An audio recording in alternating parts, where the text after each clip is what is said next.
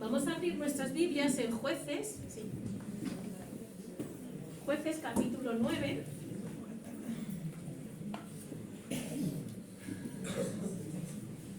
Del 8 al 15.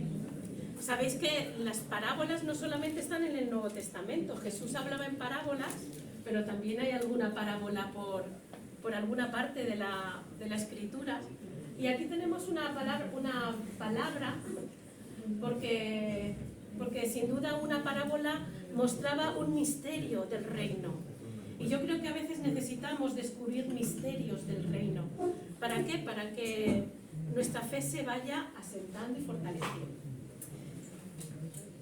Jueces, capítulo 9, del 8 al 15. Dice así la palabra del Señor. ¿Se oye? Sí, ¿verdad? Dice, fueron una vez los árboles a elegir rey sobre sí y dijeron al olivo, reina sobre nosotros. Mas el olivo respondió, ¿he de dejar mi aceite con el cual en mí se honra a Dios y a los hombres para ir a ser grande sobre los árboles? Y dijeron los árboles a la higuera, anda tú, reina sobre nosotros. Y respondió la higuera, ¿he de dejar mi dulzura y mi buen fruto para ir a ser grande sobre los árboles? Y dijeron luego los árboles a la vid, pues ve tú, reina sobre nosotros. Y la vid les respondió, ¿he de dejar mi mosto que alegra a Dios y a los hombres para ir a ser grande sobre los árboles? Y dijeron entonces los árboles a la zarza, anda tú, reina sobre nosotros. Y la zarza respondió a los árboles, si en verdad me elegís por rey sobre vosotros, venid, abrigaos bajo de mi sombra, y si no, salga fuego de la zarza y devore los cedros del Líbano. Hasta ahí la palabra del Señor. Como he dicho, es una parábola, es un misterio, porque he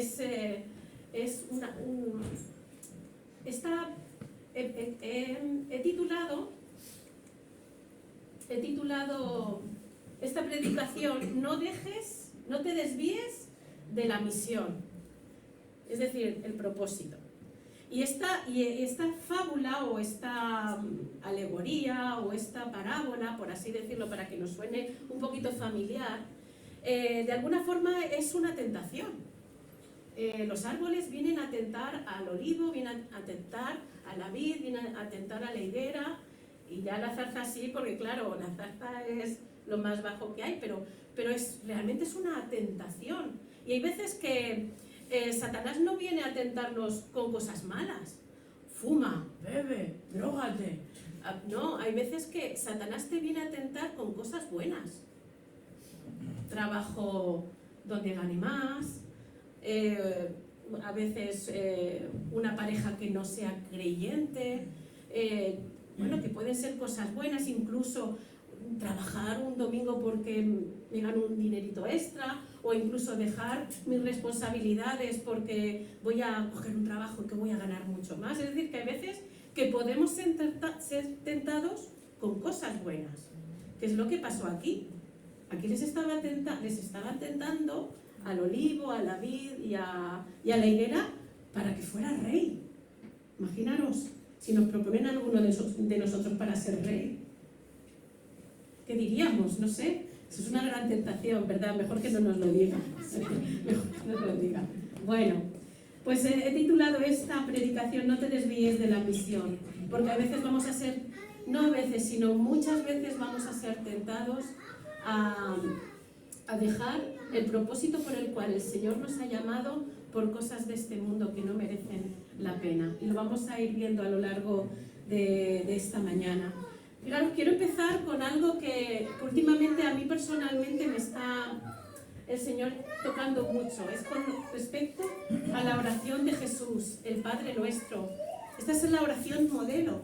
Y Jesús oraba diciendo, Padre Nuestro, que estás en los cielos, santificado sea tu nombre, venga a nosotros tu reino, hágase tu voluntad y que sea así como en el cielo, así sea en la tierra. Y cuando nosotros oramos esto, ¿qué estamos diciendo? Hágase tu voluntad, es decir, venga tu reino, hágase tu voluntad, y lo que sea en el cielo sea en la tierra.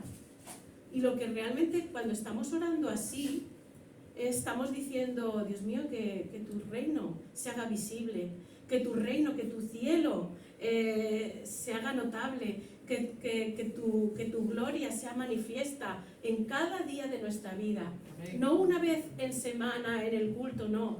El Señor nos está llamando a vivir en una dimensión espiritual, en el que venga tu reino, que se haga su voluntad, que lo que pasa en el cielo se vea en la tierra. Y eso es a lo que estamos llamados, hermanos.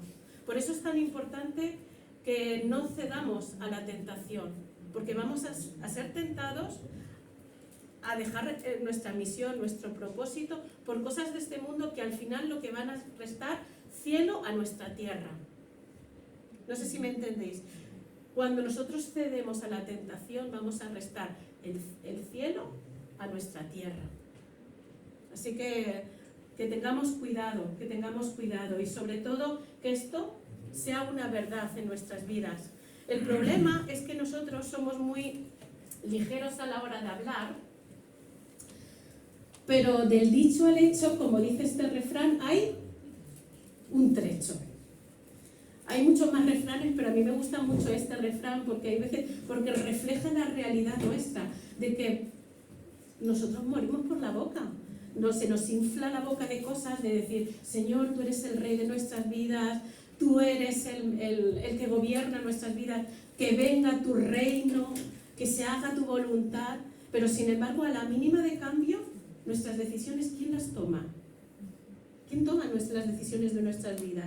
¿Quién es el que gobierna nuestros corazones? Porque está claro que van a venir situaciones en nuestras vidas que van a poner a prueba si verdaderamente lo que estamos diciendo por nuestra boca es una realidad en nuestros hechos.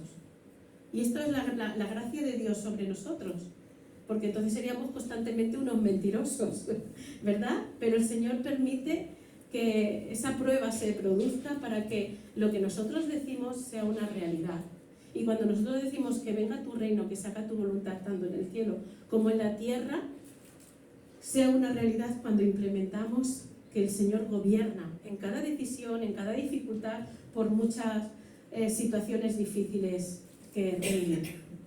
Bueno, como he dicho antes, en el Antiguo Testamento hay varias parábolas o alegorías y estas realmente lo que revelan es parte del reino de Dios, porque cuando Jesús hablaba una parábola, ¿qué es lo que estaba diciendo? Estaba transmitiendo parte del reino de Dios. Estaba diciendo, el reino de los cielos se ha acercado. Y les contaba una parábola, una enseñanza, y de alguna forma les estaba mostrando el reino. Les estaba mostrando realmente al final la voluntad de Dios. Y nosotros a veces nos preguntamos, ¿cuál será la voluntad de Dios para esta o cual cosa? Pero si es que el Señor ya nos ha dejado su palabra escrita, donde está su voluntad. El problema es que a veces nos cuesta ir a buscar al Señor aquí. Y hay mucha gente que puede dar un consejo, pero el mejor consejo está en la Escritura. La mejor voluntad de Dios la puedes encontrar en la palabra. Y sí, puedes escuchar una predicación, que eso no importa, puedes leer libros, pero el mejor consejo y la mejor forma de encontrar la voluntad de Dios es la palabra. El problema es cuántas horas dedicamos a conocer la voluntad de Dios en nuestro día a día. Yo diría que muy poco, ¿verdad? Muy poco. Así que bueno, que el Señor nos ayude. Sabéis que a mí me gusta mucho comentar los textos en su contexto, más que nada porque nos amplían un poquito la visión de lo que es esta enseñanza de la parábola. Y esta parábola se contó en este monte que se llama Gerizim. Y Gerizim y Ebal son dos montes muy famosos en las Escrituras.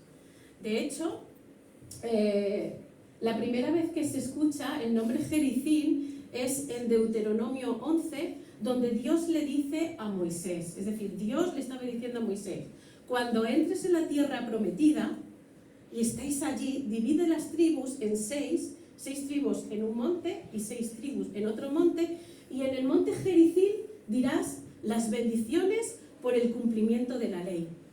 Y bueno, leedlas por favor, porque tienen mucho contenido, las bendiciones por cumplir la voluntad de Dios, por cumplir la ley.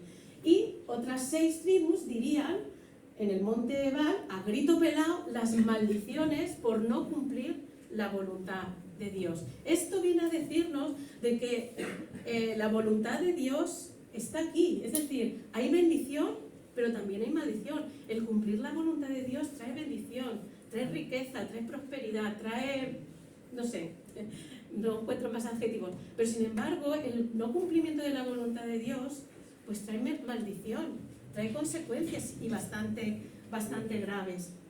Bueno, pues en este monte es donde se pronuncia esta parábola que estamos leyendo en Jueces, porque luego, un poquito más adelante, Josué hace lo que Moisés le había dicho. Josué llega a los montes, divide a las tribus y empiezan a decir las bendiciones, empiezan primeramente las bendiciones por el cumplimiento y lo otro como respuesta a las maldiciones. Y sabéis que en el Nuevo Testamento aparece también el monte Gerizim. No sé si alguien puede decirlo, es por la zona de Sicar. Para daros un dato más, es cuando Jesús tiene el encuentro con la mujer samaritana. Ahí está. Cuando os acordáis que ella empieza a decirle, bueno, nuestros antepasados decían que es aquí donde estaba el pozo de Jacob, aquí es donde hay que adorar, y el Señor le dice, ni aquí ni en Jerusalén, sino en espíritu y en verdad. Pues ahí también se produce el encuentro de Jesús con la samaritana. Es famoso este monte, ¿verdad? Bueno, pues no es de extrañar, y como no hay nada de casualidad en la palabra, Jotam, un hijo de Gedeón, se puso a decir esta parábola en ese monte, en el monte de la bendición. ¿Por qué? Porque el pronunciamiento de esta parábola lo que traería era bendición al pueblo. Y hermanos, cuando se expone la palabra, más que condenar y más que maldecir y más que lo que se pretende es que haya bendición. Que haya bendición, que la palabra de Dios se extienda, se grabe en nuestros corazones y sobre todo que podamos no solamente ser oidores, sino hacedores de la palabra. ¿Y eso trae bendición? Por supuesto que trae bendición. Así que no es de extrañar de que esta parábola se contara en ese monte, en el monte Gerizim. Y bueno, el contexto ya un poco os lo he contado. En Jueces sabéis que había como una especie de bucle, por así decirlo. Ellos entran a la tierra prometida, no conquistan toda la tierra y el problema es que había una anarquía, es decir, cada uno hacía lo que bien le parecía. No había rey sobre Israel, no había una figura como Moisés o Josué, que también fue una figura importante, y entonces ahí había un poquito la anarquía.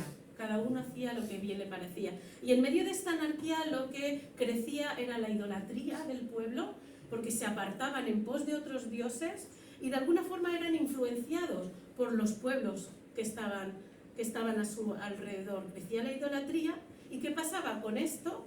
Crecían también los enemigos, y como bajaban la guardia, pues el enemigo entraba en las tierras, perdían batallas, perdían terreno, y lo que Dios les había dado en la conquista de Josué lo estaban perdiendo.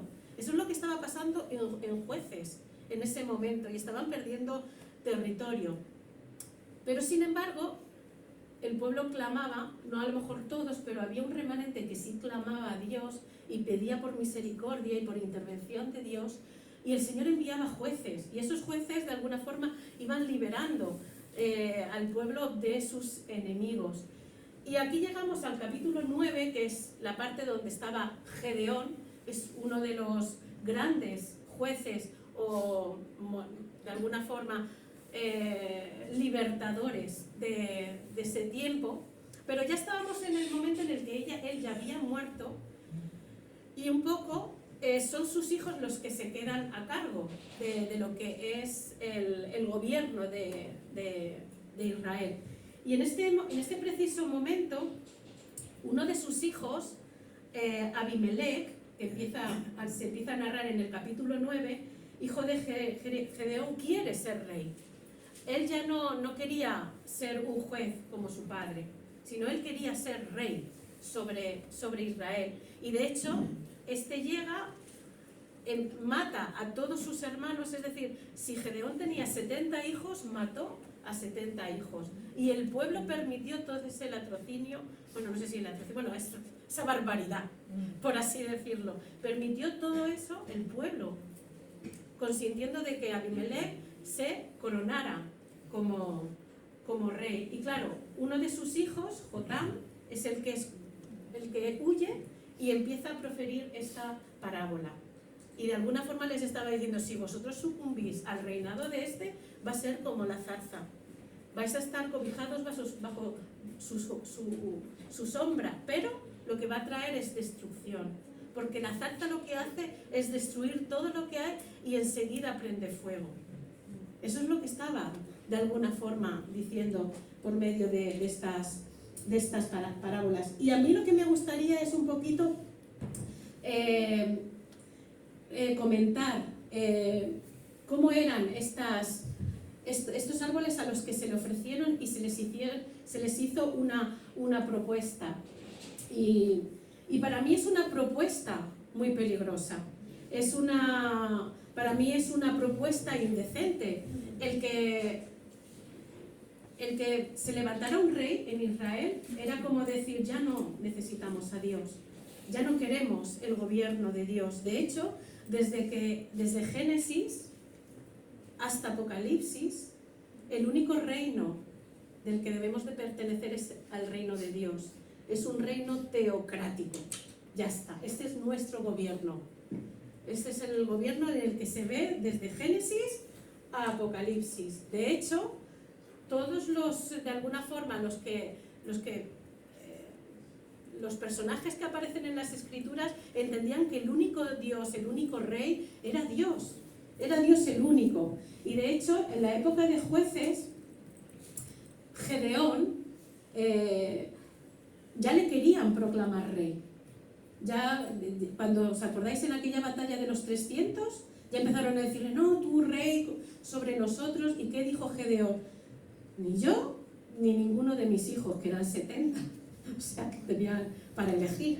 No, pues ni yo, ni ninguno de mis hijos enseñoreará sobre este reino, sino solamente Dios. Y está en Josué 8:23. Dice, no seré Señor sobre vosotros, ni mi hijo os enseñoreará. Jehová señoreará sobre vosotros. Esa es la respuesta de Gedeón. Ni yo, ni mis hijos, aunque el pueblo quería rey. El problema es que un poquito más adelante sí que vuelven otra vez a la carga. En el último juez, que fue Samuel, que le pidieron rey. ¿Y qué dijo el Señor? Sí, dales rey y que vivan las consecuencias de tener un rey. Que vivan las consecuencias de tener un rey. Pero hasta este momento, la propuesta de reinado era una propuesta indecente, era una propuesta indecorosa, era una propuesta de destronar a Dios de su lugar. Y sin embargo, fijaros que tanto el olivo, la higuera como la vid deciden que no. Ellos no van a reinar, ellos no van a dejar de hacer lo que ellos hacen por el reinado. Sin embargo, la zarza sí. Y me gustaría de alguna forma que estos que no sucumbieron, que no fueron seducidos a la tentación, pues tienen algunas cualidades en común que a mí me gustaría sobresaltar en esta mañana. Y fijaros, lo primero que yo destacaría de tanto la higuera, el olivo como la vid es su identidad. Y esto es muy importante porque su identidad es realmente al final lo que a ellos les distingue de ser especiales. Ellos no necesitaban un reinado para ser especiales. Ellos ya eran especiales. De hecho, la primera vez que se pronuncia lo de la tierra prometida, que es Abraham ya el Señor le había dado la tierra prometida. Bueno, pues ya cuando el Señor empieza a hablar de la tierra prometida, dice, yo tengo una tierra especial para vosotros, tierra que fluye leche y miel, y es una tierra de olivos, vides e higueras. Así es como se lo presenta el Señor a su pueblo, como diciendo, es una tierra excelente. ¿Por qué? Porque era lo que iba a dar identidad al pueblo de Israel. De hecho, el olivo es el árbol de alguna forma más antiguo. O sea, cuando Noé, después del diluvio, la primera hojita que aparece, ¿cuál es? La del olivo. La del olivo. O sea que incluso la higuera, siempre se ha representado Israel por medio de la higuera. Incluso las vides es lo que es las plantas que están más extendidas en todo Israel. Por eso que estos árboles tenían en común pues su identidad, que ellos ya eran importantes y no necesitaban un título más, porque ellos ya tenían ya clara cuál era su identidad y su importancia. Y de hecho vemos en la Biblia muchos personajes como Abraham, como David, como Daniel, personas de importancia que no se dejaban mover del propósito que el Señor les había dado por cosas banales, por cosas insustanciales, porque tenían clara su identidad. En cambio, aquellas personas que no tenían clara su identidad dejaban lo sublime por la basura. Y nosotros tenemos que dejar todo por basura, por así decirlo. De hecho, ¿os acordáis de Esaú, el hermano de Jacob? Él vendió su primogenitura, algo que le daba identidad, que era importante para él, y él vendió su primogenitura, ¿por qué? Por una basura, por unas lentejas, por un guiso un guiso rojo. ¿Eso era tan importante para perder su identidad? ¿Perder su primogenitura? ¿Algo que le traería a él bendición? Pues este chico no tenía clara su identidad, ¿o no? Tenía clara su identidad. Por eso cedió su primogenitura. Bueno, incluso, si os acordáis del rey Saúl, él era rey de Israel. Él fue el primer rey sobre Israel y fue ungido por Dios para ser rey sobre Israel. Y en el momento que aparece David, un muchachito, empieza a ver en él pues un contrincante, un rival. Él no tenía la identidad de rey, él no estaba ya en el trono, él no estaba en posesión de un gran privilegio. ¿Qué iba a hacer un pobre chaval como David? Ni sombra le haría. Sin embargo, no tenía clara su identidad. Por eso tuvo celos de David, por eso persiguió a David y por eso fue enemigo de David, porque no tenía clara su identidad. Y en el Nuevo Testamento, yo pensando, voy a decir algo del Nuevo Testamento, y me vino a la mente Judas Iscariote. Judas Iscariote había sido elegido por Dios, por Jesús, ¿para ser qué? Para ser apóstol, para ser enviado, y estuvo con Jesús 3 años. No podemos decir de que no sabemos, entendemos de que el Señor lo eligió con el propósito de que fuera un enviado, un apóstol, es un seguidor, un discípulo. Sin embargo, él no entendió su identidad, y como no entendió su identidad, a la mínima de cambio vendió al Señor por basura, por 30 monedas de plata. Eso es basura. Y esto es lo que pasa. Si estos árboles hubieran caído en la tentación, hubieran caído en basura. Sin embargo, el que escoge, el que es zarza, como en este caso la zarza, pues sí que, porque no le importa. Bueno, pues fijaros lo importante que es tener clara nuestra identidad. ¿Y nosotros? ¿Tenemos clara nuestra identidad? Somos hijos, somos amados, somos importantes y no necesitamos más, porque ya tenemos la importancia que necesitamos. No necesitamos a más aspiraciones, a más tronos, más gloria, más fama. No, eso es basura y eso pertenece a otro reino que no es el reino de Dios, ¿de acuerdo? Así que clara nuestra identidad. discípulos, creyente o creyentes. Si seguimos las pisadas del Maestro, seremos sus discípulos y rechazaremos muchas propuestas que nos desvían de la misión. En segundo lugar, otra cualidad que me ha parecido interesante es que los árboles que rechazaron esta propuesta indecente de ser rey es que tenían fruto. La zarza no tenía fruto. La zarza no estaba dando ningún fruto, de hecho no da ningún fruto. Y si alguien me dice que tiene algo... No, la zarza no es lo mismo que las zarzamoras, que dan sus moras y tal. ¿No? La zarza es los arbustos, estos que crecen, que realmente que no tienen ningún fruto. Y fijaros que el fruto que estaban dando, fijaros cómo ellos no dicen que sí ni que no, sino cuando les pregunta, ser rey sobre nosotros, ellos responden con una pregunta. A mí esto me gusta porque es típico gallego. Típico gallego es responder con una pregunta. Y ellos dicen, ¿he de dejar mi aceite con el cual en mí se honra a Dios y a los hombres? ¿O he de dejar mi dulzura y mi buen fruto? ¿O he de dejar mi mosto que alegra a Dios y a los hombres? Lo que estaban era rechazando esa ocupación que les estaba dando por una ocupación mayor. Una ocupación que tenía, en este caso, tan importante de dar fruto. Porque lo que les estaba, en esta propuesta indecente de ser rey, lo que les iba es a restar tiempo para ellos tener su propio fruto. Y el fruto de la vid, de la higuera y del olivo es muy importante, y más en este tiempo era básicamente el cimiento o la base de la economía.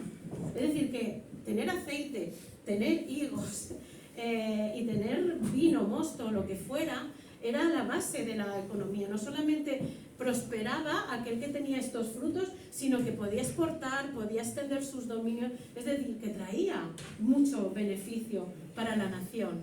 Por eso digo que estos árboles son muy importantes, porque traían mucho beneficio para la nación de Israel.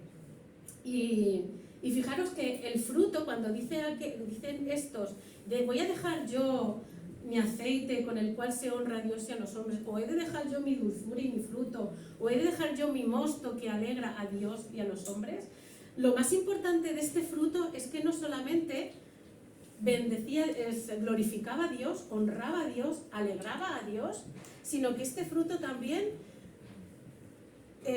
lo podían disfrutar los que estaban alrededor, es decir, los hombres.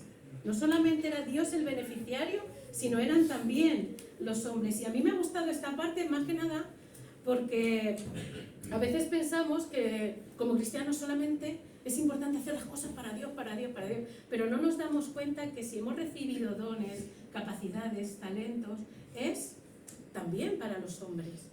No solamente es un tema para Dios, para glorificar a Dios, para que su reino se extienda, sino que también es para bendecir, para alegrar, para endulzar. Me gusta esta parte, más que nada porque el fruto, los frutos que nosotros tenemos que dar, si son frutos verdaderamente de Dios, tienen que glorificar a Dios, pero también traer bendición a los que están a nuestro alrededor. Y no vale decir aquello de, no, yo es que en mi casa nadie me comprende, en mi casa es que todos están rechazándome y todo. Pues algo estarás haciendo, más que nada porque a los primeros que tendrías que bendecir y de alguna forma con los primeros con los que tendrías que mostrar el fruto son con los más cercanos. No nos vale que en la iglesia des el do de pecho y en tu casa pues estés al grito, a la pelea, a no sé cuánto. No sé si me entendéis. Si tienes un fruto del Señor, y nosotros sabemos cuáles son los frutos del Espíritu: amor, gozo, paz, paciencia, benignidad. Esos son frutos espirituales que tendrían que nacer espontáneamente en nuestras vidas por tener al Espíritu Santo en nosotros. Pero luego hay otros frutos que son pues de alguna forma de convivir, es decir, las buenas palabras, los buenos detalles, el buen consejo. no la regañina, no el malestar, no el... No sé si me entendéis.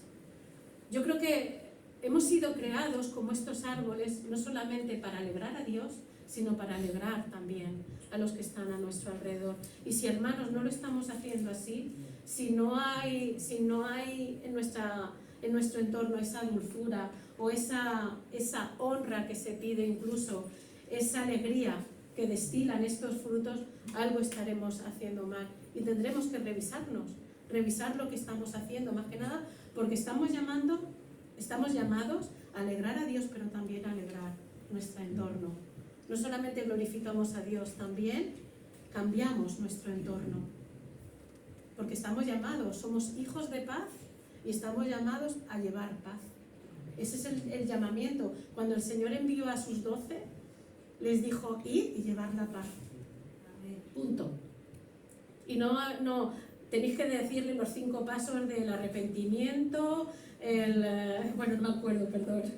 Los 5 pasos para ser salvo, que si el pecado, el arrepentimiento, la salvación, no. El Señor les dijo, cuando entréis en una ciudad, llevar la paz. Y esa paz va implícito eso, esa bendición.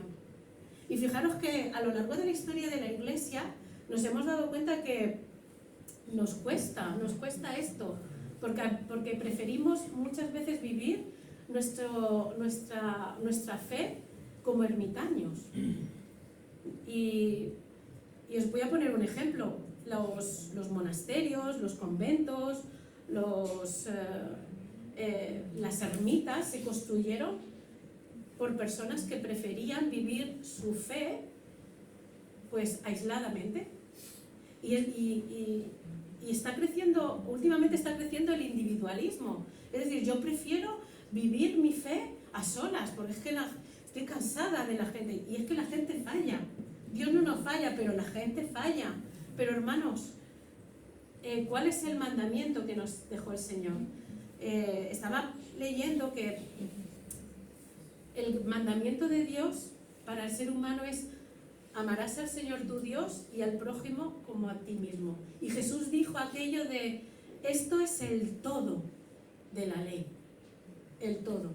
Si nosotros amamos a Dios y amamos al prójimo como a nosotros mismos, pues ya lo tenemos hecho. Entonces, no podemos decir que amamos a Dios y aborrecemos al hermano. Y esto es el apóstol Juan que viene a decirlo, el apóstol del amor, viene a decirlo. No puedes decir que amas a Dios y aborreces al hermano. No puedes decir de que tu fe la quieres vivir a solas. No, necesitas comunidad, necesitas iglesia, necesitas destilar los frutos que honran, los frutos que endulzan y los frutos que alegran a Dios y a los hombres. Entonces, lo que nos falta, hermanos, es más fruto del Espíritu para amarnos, para gozarnos y todo esto. Con esto quiero decir que las cualidades de aquellos que no van a ceder a ninguna tentación es esta: identidad y personas que están dando fruto. Y están alegrando no solamente a Dios, sino también a los hombres. Y fijaros que la diferencia con la zarza es que no solamente no tenían identidad ni fruto, sino que la zarza encima es un arbusto que en vez de sumar, resta. No sé si me entendéis. En vez de sumar, dar fruto, lo que hace es restar. En cualquier momento se inflama, prende y quema todo un bosque. Porque por eso hay que tener mucho cuidado. Nuestra identidad clara como hijos de Dios y sobre todo dando fruto que glorifique al Señor, pero también que glorifique a los hombres. Y por último, otra cualidad que me ha parecido también muy interesante es que para llevar fruto, para que tener fruto, no vale con un simple árbol, ¿eh? No sirve, y de hecho, sabéis que la higuera, el olivo, la vid necesitan un proceso de maduración para dar fruto. Es decir, que no al año están dando fruto, ni a los 3. Incluso hay hay árboles, por ejemplo, el olivo puede pasar hasta una 20 de años para que dé sus olivas. Estas son de las más caras, es que no, ahora no me acuerdo, las picot, bueno, hay una serie de gama de olivas, bueno, pues las más caras, por así decirlo, tardan mínimo 20 años en empezar a dar fruto. ¿Por qué? Porque los árboles necesitan un proceso de maduración. Y el proceso de maduración lo da pues, los agentes externos del sol, la lluvia, el viento, las tempestades, no sé si me entendéis. Y luego, pues a lo largo de los años, pues se va fortaleciendo ese árbol para llegar a ser maduro y llevar fruto. Es decir, que la madurez no viene de la noche a la mañana. Para que estos árboles no sucumbieran a la tentación, es porque no solamente tenían identidad, estaban dando fruto, sino porque eran árboles maduros. Y cuando una persona, un cristiano, es maduro, ve más fácilmente la tentación, ve más rápido cómo el enemigo nos quiere desviar de nuestra posición. Y esto, hermanos, hay que pedirle al Señor discernimiento y madurez, que el Señor vaya fortaleciendo nuestra fe, más que nada porque el enemigo anda alrededor nuestro buscando a quien devorar. Y a veces no va a venir el enemigo con cosas malas, que ya seguramente que las habremos superado, sino con cosas buenas, que a lo mejor bueno, es que no dice la palabra si yo me tengo que casar así o me tengo que casar así, o no dice tanto, sabes, que siempre buscamos algún resquicio de la palabra para no sé, hacer nuestra propia voluntad. Y de lo que se trata, hermanos, es de hacer la voluntad de Dios. Fijaros, el árbol maduro va a ser tentado. Y si Jesús mismo fue tentado, porque sabéis que las tentaciones, y esto es importante que se tenga en cuenta, cuando estudiemos las tentaciones, no lo vamos a ver las tentaciones al final de la vida de Jesús, ni tampoco en el centro de la vida de Jesús. Las tentaciones se narran al principio de la vida y ministerio de Jesús. ¿Y por qué? ¿Por qué se narra al principio? Mateo 4, al principio. Es que Jesús no había hecho nada y ya se comparte el texto de las tentaciones de Jesús. ¿Por qué? Porque si esas tentaciones hubieran sido una realidad, es decir, si Jesús hubiera caído en la tentación, no hubiéramos tenido ministerio de Jesús. Y el enemigo lo hubiera desviado de su propósito. Pues, hermanos, creedme que cuando tenemos que dar un paso importante en nuestro ministerio, cuando tenemos que hacer algo grande para Dios, el enemigo al inicio va a venir a tentarnos. Porque en el momento que nos desenfoquemos vamos a perder de vista el propósito y la misión. Por eso no es de extrañar que Satanás fuera Jesús a tentarlo al inicio de su ministerio. Porque, como se dice aquí en España, muerto el perro se acaba la rabia. En el sentido de que si Jesús hubiera caído, ya no hubiera habido ni cruz, ni salvación, ni vida eterna para nadie. Hubiera sucumbido al enemigo. Por eso, hermanos, vamos a ser tentados como lo fue Jesús. Y Jesús no es, si nosotros somos sus discípulos, vamos a ser tentados. Y vamos a ser tentados al inicio de cosas grandes, al inicio de proyectos que se levanten, que se hacen en nuestras vidas para que podamos ser fiel al Señor. La diferencia, podemos superar esa tentación. Y de hecho, esto es lo último que quiero compartiros, es el texto de Santiago 1:12, porque en resistir la tentación no solamente hay bendición, como he dicho antes, sino hay como dice, eres feliz. Porque bienaventurado en griego significa feliz. Feliz el varón, la mujer, que soporta la tentación, porque cuando haya resistido el ataque, la prueba, que dice, recibirá la corona de vida que Dios ha prometido a los que le ama. Esta es la promesa que el Señor nos ha dado, no solamente para resistir firmes en la prueba, sino ser constantes y no ceder a esas pretensiones del enemigo que vienen a desviarnos del propósito para el que el Señor nos ha llamado. Y me gustaría hacer algo antes de terminar. Yo no sé si habéis sido estáis pasando por un tiempo de prueba en el que os estáis planteando cosas. Sí, siempre. Sí, de una manera especial estáis siendo probados en vuestra fe. Sí, ¿verdad? Sí. Es que yo decía, bueno, salir aquí al frente, pero veo que todo el mundo está diciendo que sí. No sé si, Oliver, ¿estás por aquí o por allí? Sí, ¿no? Por allí. Bueno, no, déjalo, porque podéis poner una música. Porque entonces lo que necesitamos es orar los unos por los otros, para que el Señor siga fortaleciendo nuestra fe. Porque necesitamos, hermanos. Está claro que el fuego de prueba va a venir a nuestras vidas. Y como el Señor dijo a sus discípulos, el Satanás ha pedido para zarandearos. Y ha pedido para zarandearos no después de que hayáis terminado la misión, no, antes de que hagáis la misión. Y si estamos llamados para cumplir sus propósitos, hermanos, Satanás está pidiendo para zarandearte. Pero el Señor te quiere sacar afinado y reluciente como oro. Así que vamos a ponernos de pie, familia, y no sé si podemos ponernos de 2 en 2 o de 3 en 3 y orar los unos por los otros, para que nuestra fe no falte, que en medio de la prueba encontremos la victoria en el Señor, porque solamente la victoria está en Jesús. Amén. Bueno, pues oramos.